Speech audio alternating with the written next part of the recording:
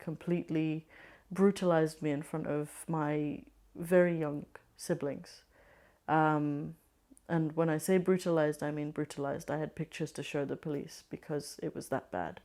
I was bedridden for about a day, and he thought that an apology by way of making food was going to be enough for me to forgive him for that. But it truly was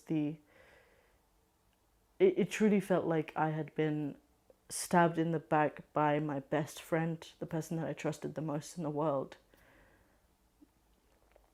And I reported him for that, and it was, even if it was necessary, it was one of the most difficult things that I had to do, because to me it felt unnatural, but I didn't know what else to do. I had told my family members, and they had just sort of been like, well, this happened to all of us. And it was something that I just had to grunt and bear. And I think that one of my uncles had tried to stage an intervention, but it was just a sham. It was completely a show. It wasn't something. It was just to appease me and make me feel better. It wasn't to actually make a change. And they thought that I would buy into that for whatever reason. But I had gotten back into contact with the social worker, and I sent her the pictures, and I said, this is what happened. And as soon as I told the social worker, I told one of my aunts that I was reporting my father. And I had, for over a few months, I had like preemptively packed a bag because I foresaw myself leaving that house.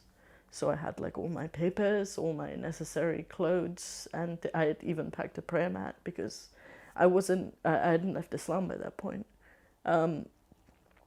But my aunt had called me and told me to tell the police that I was emotional, and that was completely untrue. My grandma had called me and told me the same thing. And I told them that I'm not going to do that because I've done it. I've done it, and I'm not going to take it back. And so the day that I contacted the social worker was actually a weekend. So she didn't see the message until Monday. And I was saying, with this knowledge that I had reported my father, I had decided to tell my sister, who's 10 years younger than me, what I had done. And she said, what's going to happen to us? And I said, I don't know. Because I didn't know.